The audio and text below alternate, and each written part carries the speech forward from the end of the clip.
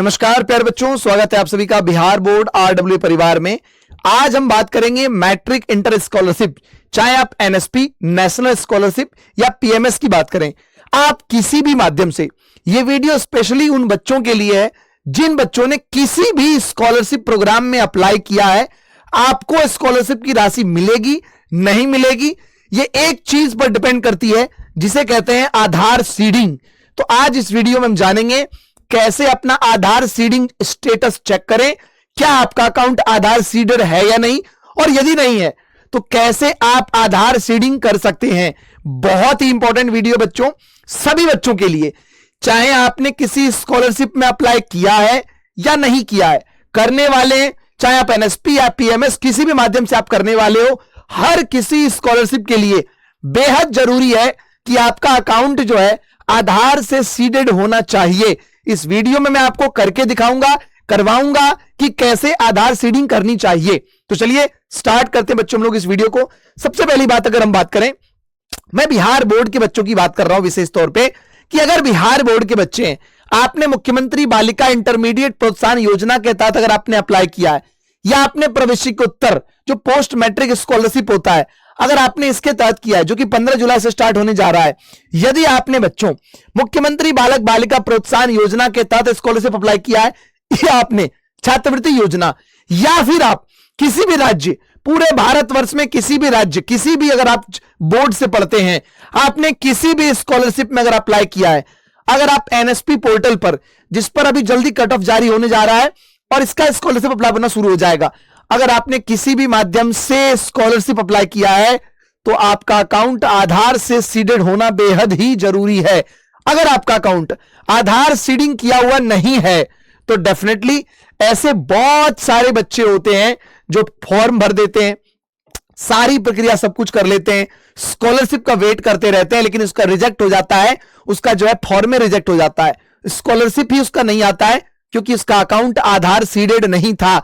और आप जब भी कभी अप्लाई करने जाते हो तो आप देखना उसके नीचे लिखा हुआ रहता है कि यदि आधार सीडेड नहीं है आपका अकाउंट तो आपका स्कॉलरशिप नहीं मिलेगा आपको, इसके लिए आप स्वयं जिम्मेदार होंगे। तो बच्चों कैसे करें आधार सीडिंग? देखो मैं आपको एक सिंपल सी बात बता रहा हूं, अगर आप एनएसपी स्कॉलरशिप अप्लाई कर रहे हो, या अगर आप एनएसपी के अलावा अगर आप PMS post matric scholarship apply कर रहे हो, या अगर आप बच्चों मैट्रिक इंटर पास स्कॉलरशिप कर रहे हो, या किसी भी स्कॉलरशिप में अगर आप अप्लाई कर रहे हो, तो आपको जो है अकाउंट आधार सीडेड होना बेहद जरूरी है। तो चलिए बताता हूं कैसे करें अकाउंट सीडेड, मैं करके दिखाऊंगा, स्टेटस चेक कराऊंगा कि है या नहीं है, कैसे चेक करें। चलिए सबसे पहले हम लोग आते हैं बच्चों इस चीज पर। आपको क्या करना है, अपने गूगल में जाना है, अपने फोन में गूगल ओपन करिएगा, npci, देखो जरा ध्यान से, npci.org.in पर सर्च करना है। सर्च करने के बाद ये सामने आपके सामने पेज खुल जाएगा, ठीक है, और नहीं खुले अगर आपके सामने तो यहां 3 लाइन दिखेगा, उस पर क्लिक करिएगा तो यहां आपको ऐसा पेज दिखेगा जिसमें आपको दिखेगा कस्टमर। कस्टमर पे जाइएगा, कस्टमर पे जाने के बाद आपको बहुत सारे ऑप्शन दिखेगा। हमें मतलब है भारत आधार सीडिंग एनेबलर, बेस से मतलब हमें, इस पर क्लिक करिएगा, ठीक है। जैसे क्लिक करेंगे आप बेस पर, भारत आधार एनेबलर पर आप जाएंगे तो ये एनपीसीआई का आपके सामने पेज खुल जाएगा, ठीक है। अब आपको यहां पर सबसे पहले क्या करना है, सबसे पहले आपको चेक करना है कि क्या आपका अकाउंट आधार सीडेड है या नहीं। चलो मैं चेक करता हूं अपना अकाउंट, ठीक है। तो अगर आपको सीडिंग भी करनी है, यानी अगर आपको अपना अकाउंट सीडिंग करनी है तो भी यहीं से करोगे, अगर हटाना भी है तो यहीं से हटा सकते आप हैं। तो आधार सीडिंग पर आप क्लिक करेंगे, जैसे ही ये पेज आपके सामने खुल के आ जाएगा। अब इसमें आपको अपना आधार नंबर डालना है, मैं अपना आधार नंबर डाल रहा हूं, मैं इसको ढक लेता हूं बस, ठीक है। अब तुम लोग यहां से सर्च कर लोगे, भाई मेरा आधार लीक हो जाएगा आज तो मेरा आधार लीक हो जाएगा, पर कोई नहीं, वीडियो बनाना है तो मुझे समझाना है आप सभी को, तो इतनी कुर्बानी तो मुझे थोड़ी बहुत देनी ही पड़ सकती है। चलिए उम्मीद करते हैं आपने नहीं देखा होगा, फिर भी चलिए भाई, मैं जो है इसको आधार सीडिंग के लिए आगे मैं प्रोसेस करता हूं, ठीक है। अब हम गए रिक्वेस्ट फॉर आधार सीडेड, अगर हमें करनी है तो हम यहां से कर सकते हैं, ठीक है, हम यहां से कर सकते हैं। लेकिन इसको करने से पहले सबसे पहले मैं चाहता हूं कि आधार मैपिंग देख ले हम लोग कि क्या हमारा अकाउंट सीडेड है या नहीं, ठीक है। सीडिंग और डीसीडिंग तो यहां से हो जाएगा, जब आप इसमें अकाउंट डालेंगे, अपना आधार नंबर डालेंगे, अकाउंट वगैरह डालेंगे, लेकिन पहले हम चेक करेंगे क्या हमारा अकाउंट आधार सीडेड है या नहीं। ये देख लेते जरा। ये देखिए, सबसे पहले मैं फिर से एक बार डालता हूं इसमें अपना, फिर से डालता हूं मैं एक बार अपना इसमें जो है आधार नंबर, और आधार नंबर डालने के बाद हमें ये चेक करना है कि क्या ये आधार सीडेड है या नहीं। ठीक है, चलिए अब डालने के बाद आप कैप्चा डाल देंगे इसमें भाई। तो कैप्चे में लिखा हुआ है 355053, कैप्चे में डाल दिया 355053। करने के बाद आप इसमें चेक स्टेटस करेंगे। अब आपके फोन पर एक जरूरी चीज है कि आपके आधार नंबर से मोबाइल नंबर जुड़ा हुआ होना चाहिए। आपके पास एक ओटीपी आएगा, जैसे कि मेरे पास आ गया है, तो इसमें मैं ओटीपी डालूंगा इसमें बच्चों। ठीक है, 764158। ओटीपी के बाद कंफर्म करिए। यहां दिख जाएगा आपको कि आपका अकाउंट आधार सीडेड है या नहीं, यहां आप चेक कर सकते हैं। ठीक है, अभी बस देखो तुरंत आ जाएगा, तुरंत पता लग जाएगा कि क्या मेरा अकाउंट आधार सीडेड है या नहीं। ये डेटा तुरंत अभी आपको पता लग जाएगा। ठीक है, देखो, seems to be connectivity issue to our server, please try after some time. अब यहां पर बोल दिया इसने कि कनेक्टिविटी इशू है, सर्वर में प्रॉब्लम है।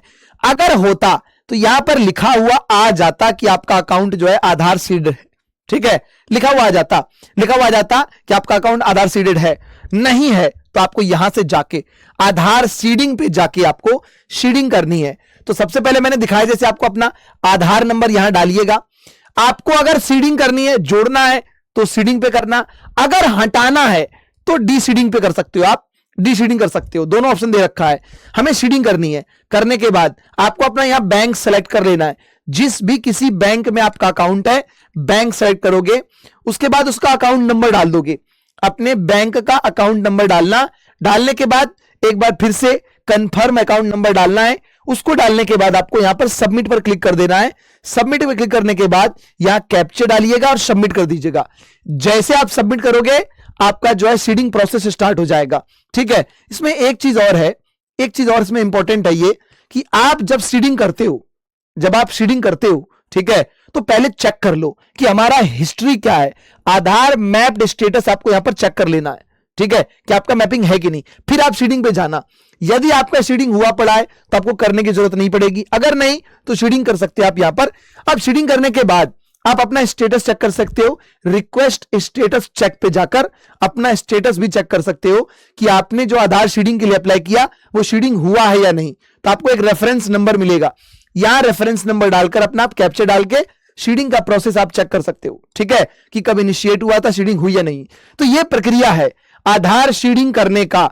तो सभी बच्चे जिन्होंने भी स्कॉलरशिप के लिए अप्लाई किया है, उन सभी बच्चों से मैं कहना चाहता हूं कि एक बार अपना एनपीसीआई सीडिंग देख लें, चेक कर लें कि आपका अकाउंट सीडिंग है या नहीं। यदि है तो बहुत अच्छी बात है। चेक करने के लिए आधार मैप्ड स्टेटस पे जाइएगा।